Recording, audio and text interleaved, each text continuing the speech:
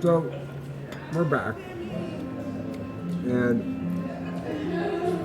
Gatto and I have a sad thing in common. Each of our grandfathers was shot and killed in a robbery. Is that right? Wow. Yep. My grandfather was a pharmacist, and I was in 5th grade. And my dad picked me up from school and said, "Your grandfather's been shot. He's in the hospital. He's probably going to die." Okay. It's like, wow. Well, it's the truth, right? What else can you tell a kid? Really, it's like that, and that sort of thing. So, yeah, he's a pharmacist, and somebody had robbed him, was on trial in the Pasadena courthouse for robbing him, and he had testified, the day before or something, against that guy who was on trial for robbing him. And he was out on bail, though.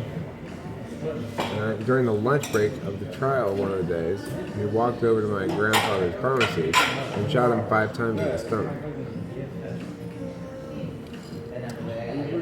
That's fucking weird. And was this in Arcadia?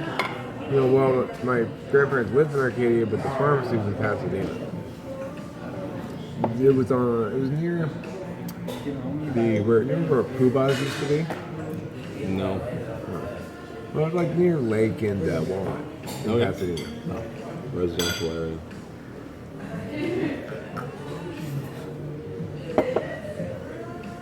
So, you were expressing that I had mentioned that I didn't really care about the graduation ceremony very much, and you expressed that you'd probably find it somewhat hollow because you'd want more family to share it with than you would currently be able to have attend, probably. Yeah. What's your do you want to get married? Or, what's your long-term plan? Let's talk about that kind of stuff. Yeah, of course I do. I want to keep things going with my family. Mostly just... It's not something I give a lot of thought of, but the simple answer is yeah, I do. I know my mom wants to be a grandmother, and I want to have kids. I want to teach people good things because I've seen a lot of crappy stuff, including from people I love. And I want to change that dynamic. What? And with marriage, I mean, that's going to be later because I have things that I want to resolve before I try to share love with other people. All right, so if I'm going to try to do a personality type question stuff on you, there's the basic ones which are simply when you spend a lot of time around a lot of people and a lot of engagement with different people coming up to you and talking to you or whatever, does that tire you out in general, or does it energize you? No, I like socializing very much. It energizes you? Okay. Number 2. If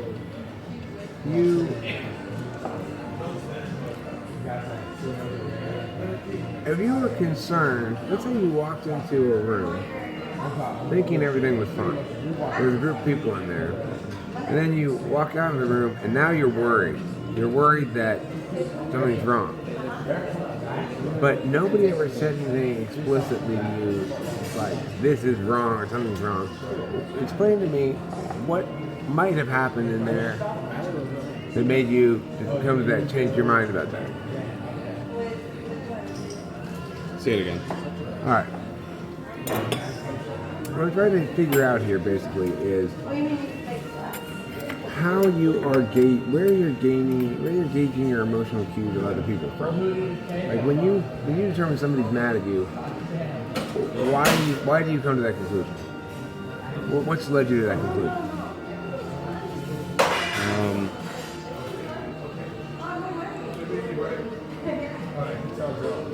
I don't have people mad at me often. It'll just be because they're treating me differently.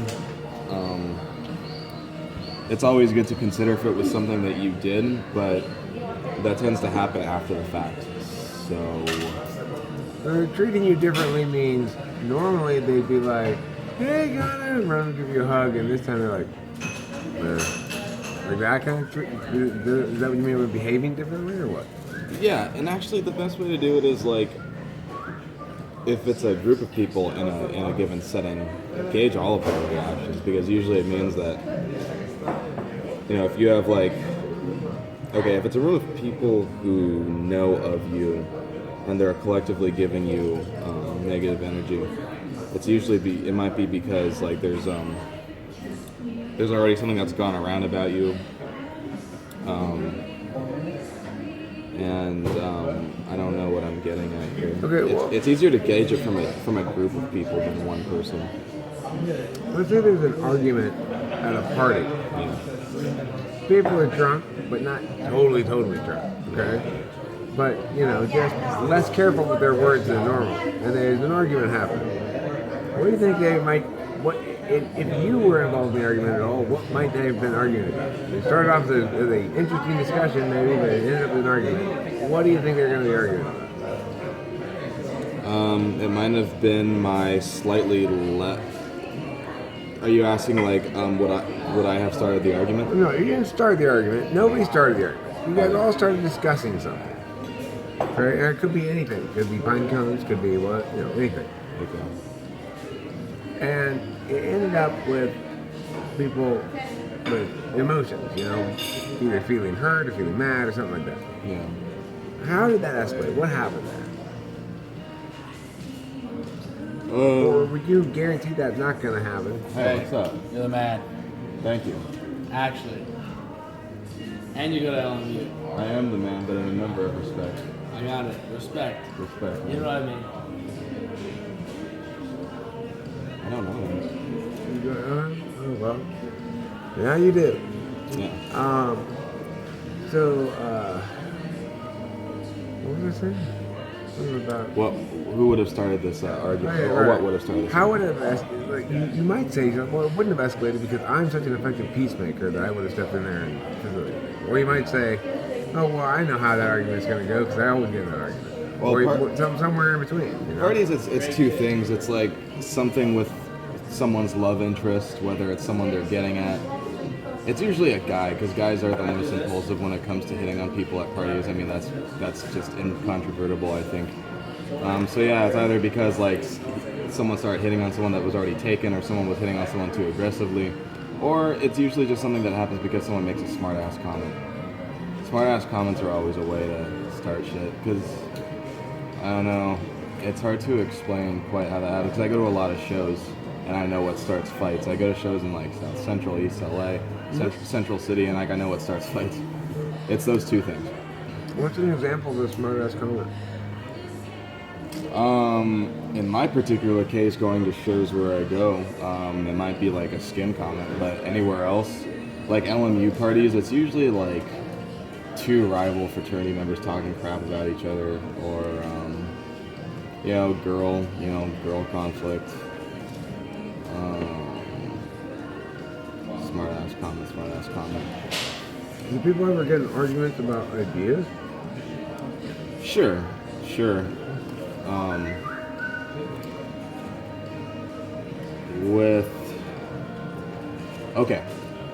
With a political argument, it would have to be,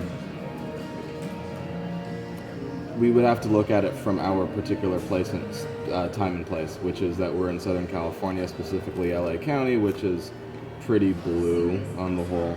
People are pretty socially liberal. LA City, people are pretty socially liberal. You can't really express anything that's anywhere, because like I'm pretty socially liberal, but I have certain criticisms of certain discourses that are very popular right now, and God forbid if you open your mouth about it, there are two words that'll shut the conversation down and turn the entire party against you: sexist and racist. And granted, neither of those things are healthy for society, but it's very easy for people to denounce you as either one of those two things these days, because they're very common. Here's the thing. It's not easy, and it's incredibly dangerous if you know how to respond to it right. That's right. The thing is, the key to that shit, because it's obviously fallacious, those arguments are intellectually dishonest, and they need to be called that, right? Yeah. The problem is they are arguing from a position of greater shame authority. But what needs to happen is they need to be deeply shamed. So when they're advocating for some sort of social justice cause, like, oh, let's steal money from these people for this reason, and then let's focus on the reason a lot, right? Mm-hmm. Oh, I know. Hey, let's violate everybody's rights for this really, really good reason. Yeah. Right? When they're pulling that shit, say, so when you're advocating violence against your fellows, like me, when you are being a violent thug and wanting to cause physical harm to people, how do you justify that? I'm not trying to do that. Well, you have no constraining principle, do you? So, like, when you demand more money from somebody at gunpoint, why aren't you just a worthless criminal? Mm-hmm. Why aren't you just a worthless criminal thug? You always turn it back on them, right? That way, you can get away with that shit. Yeah. The other day, you're calling me a racist? First of all, Jones 2013A, race is not a real thing. All you are doing right now is saying, hello, slave owners, I'm your friend. Because I believe in the fiction you created to oppress black people. Right? You have to attack them like that. Yeah. Attack them so that you have the high ground morally and left-right. This left-right thing, you're like, oh, well, we're left, so we're more. No, they're more immoral because they're not libertarians. Huh. Yeah, interesting. They need to be massively and wildly shamed at every possible occasion. Well, my views on politics are a little bit more dystopian, or they're a little bit more pessimistic. When I was in high school, especially senior year in high school, that was when my political interest was at the very highest. Because I was like a government nerd, it was an election year, and I was like super getting pumped for it. And then I realized, because the year before was 2011, and those are the off years. That's when everybody's talking crap about politicians.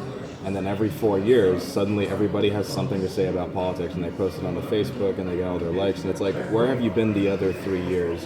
The 3 other years besides the election years? And it's like, now you decide to join us just because you want to say something. You want people to hear you. It's like, oh. So that's why when I was in high school, I tried to start a JSA chapter at Rebay. JSA, do you know JSA, Junior State of America? Yeah. I tried to start a JSA chapter at my high school. I tried to get people registered to vote. I tried to, people didn't take Miss Martin's. I heard she left Rebay too.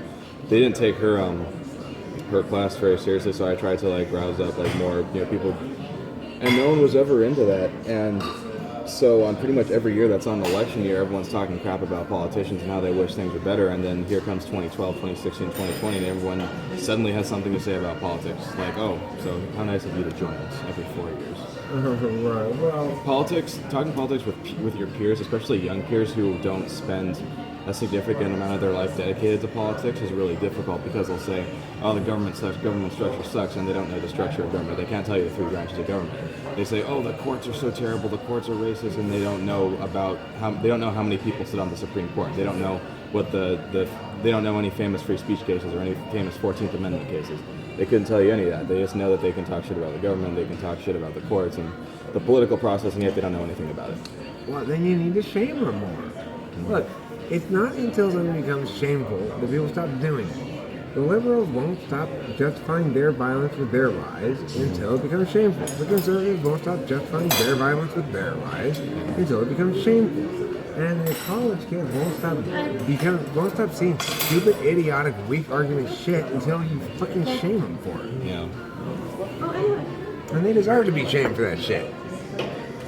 At UC Santa Cruz. I'm shaking that over again. Yeah. I didn't even realize what was happening. I was just like, why do you guys keep talking about gay people all the time? Huh.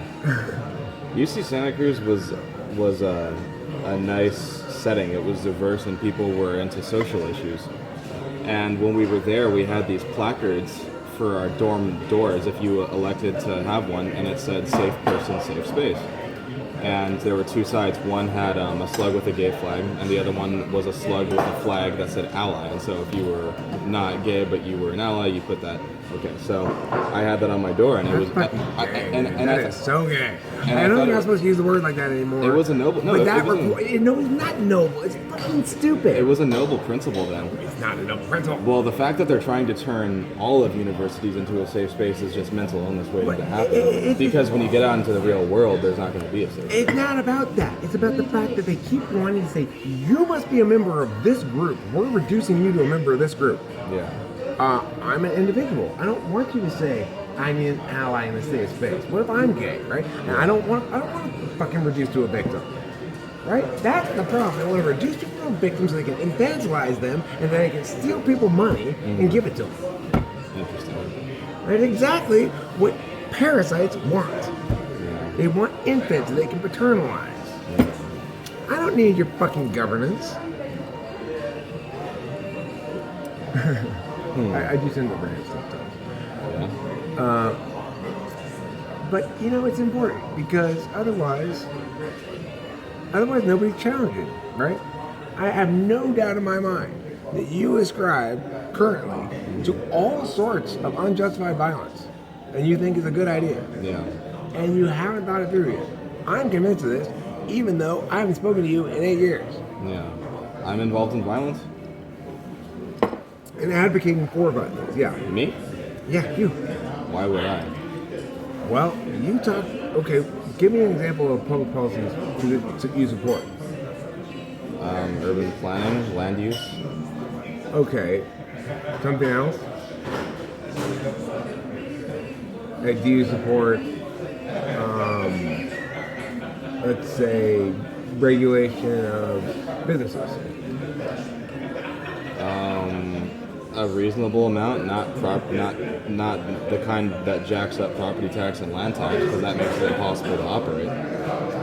Okay, but why should the possibility of operating be a principle that constrains us? A principle of what? Why should the possibility of operating be the principle that constrains us? What justifies the violent claim upon people's property in the first place? Any claim. What justifies any violent claim upon someone's property? Violent claim? Well, sure. What's a violent claim? It's a claim backed by threat of force. Oh. Which means if I don't give you my money, you're going to shoot me. Right. Or cage me. Or beat me. Yeah. I don't know what you're asking. I'm saying, why should it be okay for the government to regulate that business at all? If I own a business and I say I bought this property, let's say, and I have my business here, why is some other individual entitled to come in and make claims upon my property, my time, and my liberty? Well, I mean, I don't know. That's not even the worst of it. They have these things nowadays called exactions, which is if somebody wants to make a development or a project, they want to build a new building. If it's an exceptionally large thing, the city or the county might require that developer, they can build that, but they have to build a road or they have to fix the sidewalks in front. They're all equally bad. They're all the same amount of bad.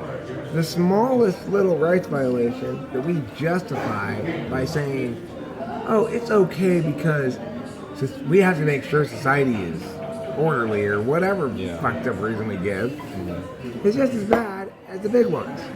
And the problem is, when we go and pay our registration at the DMV, we don't shame the shit out of that DMV employee like we should. We should be shaming that person because they're engaged in shameful plundering of others.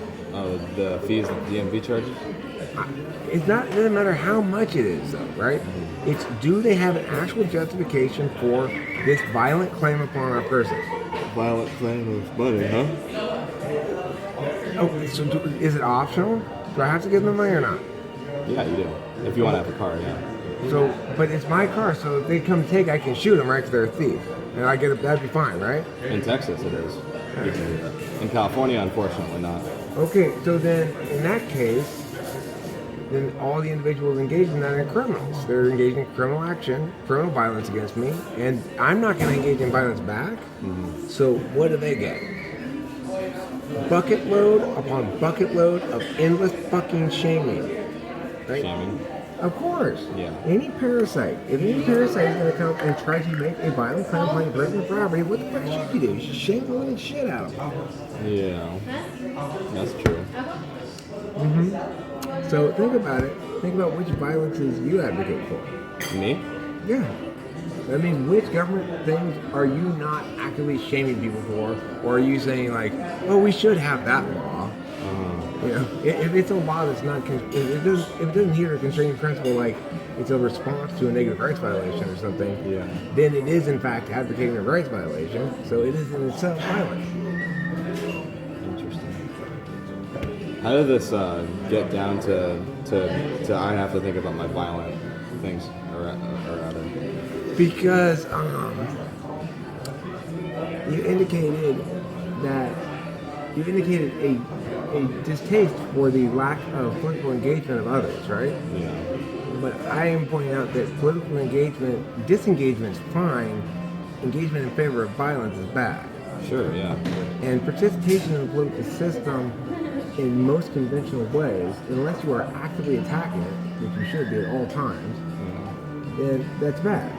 I mean, I don't know. As a poli-sci major going into urban planning, I couldn't help but think, well, I mean, we don't want centralized planning, do we? No, that's why it's a local affair. Right. It's always local, yeah, and that's good. Because otherwise, we'd be China. China, they can demolish your house just because they want to build a road there. We have eminent domain, but it's a lot more. It's like reasonable. Yeah, it's a little less. And the thing is, they shouldn't ever be able to take eminent domain and give it to private contractors. That's ridiculous. It should be only for infrastructure purposes. They can't take a blighted downtown and say, we're going to eminent domain all your shit and give it to a developer. Yeah. Which is what they do. Yeah, that's what it amounts to. Because there are private contractors who build public things. It's not just the government that funds it. There's like on old sidewalks, you can see people's names stamped in them. Like this sidewalk was made by this contractor in 1926, something like that. But yeah, they're private companies, and that's actually unconstitutional. People have challenged the constitutionality of eminent domain under the Fifth Amendment, but giving it to private entities, that is super freaking unconstitutional. Well, so are all property seizure laws. This is the drug war. Why do they get away with it? Because we let them get away with a little shit. Drug war? Why do they get away with all this bullshit? The property seizure laws, with the drug war. Yeah. That allow the cops to seize your property even if you haven't even been accused of a crime, I think. Your money can be accused of a crime independently of you. That's true. Just straight up fucking theft. Why don't you throw a napkin or something like that? Napkin. Yeah, napkin. That's always good.